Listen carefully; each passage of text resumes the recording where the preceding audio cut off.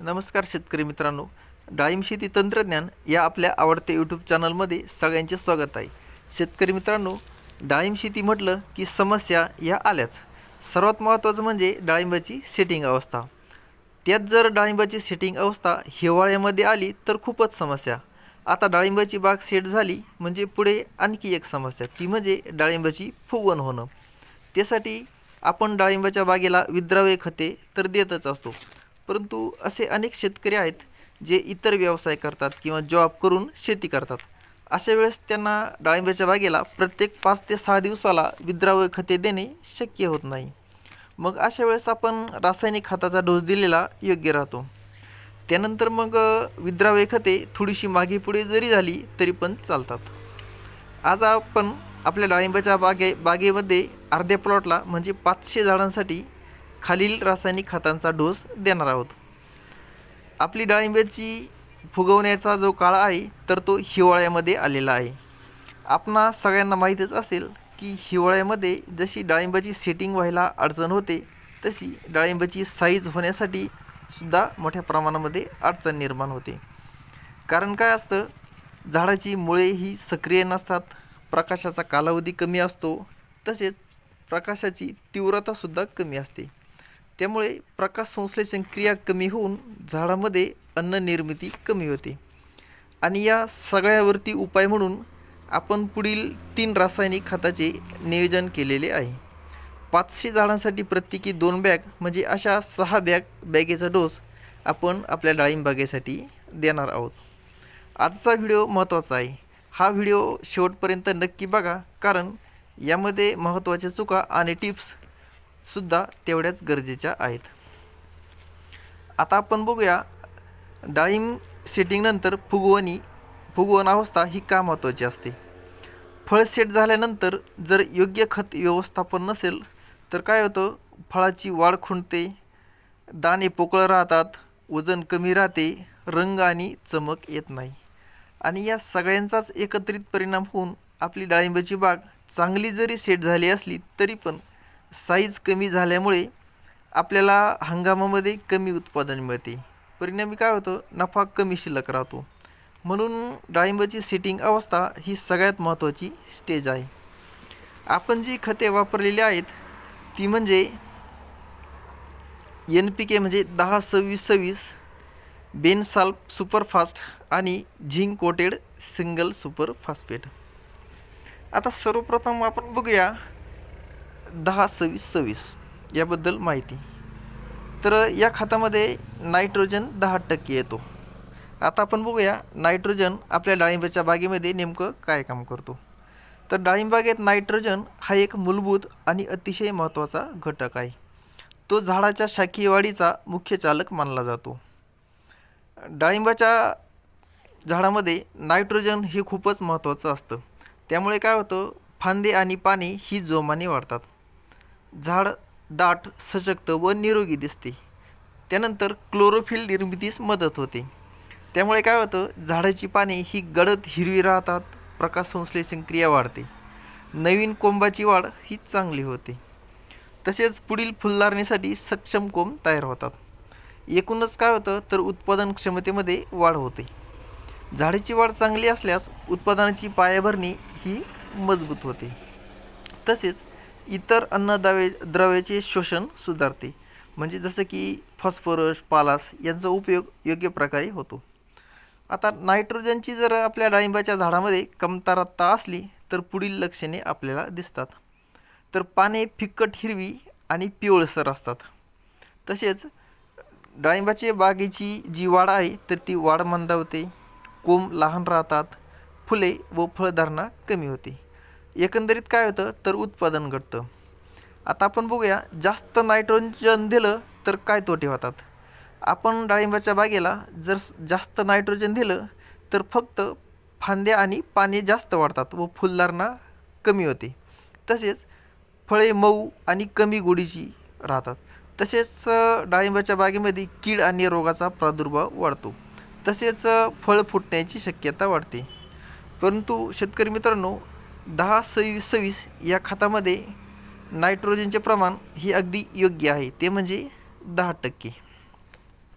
आता आपण बघूया पुढील घटक फॉस्फरस.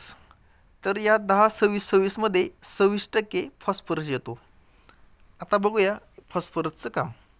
फॉस्फरस हा घटक खूपच महत्त्वाचा आहे. तो झाडाच्या मुळापासून फळधारणेपर्यंत अनेक प्रक्रियामध्ये काम करतो. डाळिंबात फॉस्फरसचे मूळ म्हणजे मुळांची वाढ मजबूत होते. नवीन मुळे चांगली वाढतात. झाड जमिनीमध्ये घट्ट बसते. फुलधारणा व फळधारणा सुधारते. फुले अधिक येतात आणि फळधारणा सुधारते. तसेच ऊर्जा निर्मिती म्हणजे झाडातील ऊर्जा म्हणजे ATP निर्मितीसाठी फॉस्फरस हा अत्यंत महत्त्वाचा घटक मानला जातो. फळांचा आकार व गुणवत्ता सुधारते. फळे भरदार, चमकदार आणि बाजारयोग्य होतात. झाडाची एकूणच वाढ ही संतुलित राहते. फॉस्फरसची कमतरता असल्यास आपण कोणकोणती लक्षणे दिसतात ते बघूया. तर झाडाची वाढ खुंटते. पाने लहान व गडद हिरवी म्हणजे जांभळसर छटा असलेली दिसतात. तसेच फुलगळ आणि फळगळ वाढते. एकंदरीत काय होतं तर उत्पादनामध्ये घट येते. आता आपण बघूया 10-26-26 या खतामधील पुढील घटक तो म्हणजे पोटॅश. तर या खतामध्ये पोटॅश हे 26% येतं. पोटॅश म्हणजे पालाश. आता आपण बघूया पालाश हा घटक डाळिंबासाठी महत्त्वाचा का आहे. तर तो थेट फळाची गुणवत्ता, वजन आणि टिकाऊपणा यावरती परिणाम करतो. फळाचा आकार, वजन व रंग सुधारतो. डाळिंबाचे जे दाणे आहेत तर ते भरदार, रसाळ व आकर्षक रंगाचे तयार होतात. फळाची गोडी व चव वाढते. त्यानंतर साखरेचे प्रमाण वाढते. बाजारभाव चांगला मिळतो. फळगळ कमी होते. त्यानंतर फुलधारणेनंतर फळ टिकून राहण्यास मदत होते. तसेच रोग व ताण यांची सहनशक्ती वाढण्यास पालाश हे मदत करतं. त्याच्यानंतर फळ फुटणे, उष्णता, दुष्काळ याचा परिणाम कमी होतो. पाण्याचे योग्य नियमन झाडातील पाणी संतुलित ठेवतो. त्यामुळे फळे ही तजलेदार राहतात. एकूणच उत्पादन वाढते. उत्पादनात आणि गुणवत्तेत लक्षणीय अशी सुधारणा दिसते. आता आपण बघूया आपल्या डाळिंब बागेमध्ये जर पालाशची कमतरता असली तर कोणकोणती लक्षणे दिसतात. तर पानांच्या कडा ह्या पिवळ्या, तपकिरी आणि जळाल्यासारख्या दिसतात. फळे लहान, फिकट रंगाची व कमी गोडीची राहतात. फळ फुटणे व फळगळ वाढते. झाड हे अशक्त दिसते. डाळिंब फुगवणीसाठी खूपच महत्त्वाचे हे पालाश आहे. दाण्याचा आकार मोठा होतो. फळाला समान फुगवणी होते. पोटॅशमुळे फळांना चमक आणि गोडी वाढते. आता आपण बघूया दुसरे खत ते म्हणजे सल्फर, बेनसाल सुपरफास्ट. तर यामुळे काय होतं सल्फर हे झटपट झाडामध्ये शोषले जाते. आता आपण बघूया डाळिंबासाठी सल्फरचा काय उपयोग होतो. तर दाण्यांना घट्टपणा येतो. फळांची चमक वाढते. साखरेचे प्रमाण वाढते आणि फळाचा रंग सुधारतो. तर हिवाळ्यामध्ये जर आपण डाळिंबाच्या बागेला सल्फर दिलं तर काय होतं मातीचा pH कमी होतो. त्याचे क्षारीय म्हणजे जसं की चुनखडीयुक्त जमिनीत सल्फर दिल्याने माती थोडी आम्लीय होते. त्यामुळे फॉस्फरस, लोह, जस्त यांसारखी अन्नद्रव्ये उपलब्ध होतात. त्यानंतर मुळांची वाढ सुधारते. मुळे सक्रिय होतात व अन्नद्रव्यांचे शोषण हे चांगल्या प्रकारे होते. तसेच पानांचा हिरवटपणा व वाढ चांगली होते. सल्फरमुळे प्रथिने व क्लोरोफिलची निर्मिती सुधारते. त्यानंतर बुरशीजन्य रोगांचे प्रमाण कमी होते. जसे की मातीतील हानिकारक बुरशी, सूक्ष्मजीव आटोक्यात येतात. किडींचे प्रमाण कमी होते. त्यानंतर माइट्स जसे की थ्रिप्स आसन यासारख्या किडींवरती अप्रत्यक्ष नियंत्रण मिळते. त्यानंतर पुढील बहारासाठी झाड हे चांगले तयार होते. झाड सशक्त होते. फुलधारणा चांगली होते आणि सेंद्रिय खताची कार्यक्षमता वाढते. आता आपण बघूया सल्फर देताना कोणती काळजी घ्यायची. तर सल्फरचा डोस हा माती परीक्षण करूनच करावा. परंतु साधारणपणे 1 एकरासाठी 20 ते 25 किलो सल्फर हे पुरेसं असतं. सल्फर हे हिवाळ्यामध्ये जर दिलं तर ते अधिक फायदेशीर असतं. कारण काय होतं शेतकरी मित्रांनो, हिवाळ्यामध्ये आपल्या डाळिंबाची जी झाडे आहेत तर त्याची मुळे ही कार्यरत नसतात आणि सल्फरमुळे झाडांची जी मुळे आहे तर त्यांची कार्यक्षमता सुधारते. आता आपण तिसरा घटक बघूया, zinc coated single super phosphate. डाळिंब फुगवणीमध्ये याचा काय फायदे होतात ते आपण बघूया. तर झिंकमुळे काय होतं, दाणे भरलेले आणि टपुरे होतात, फुलगळ कमी होते, फळाचा आकार आणि वजन वाढ होते.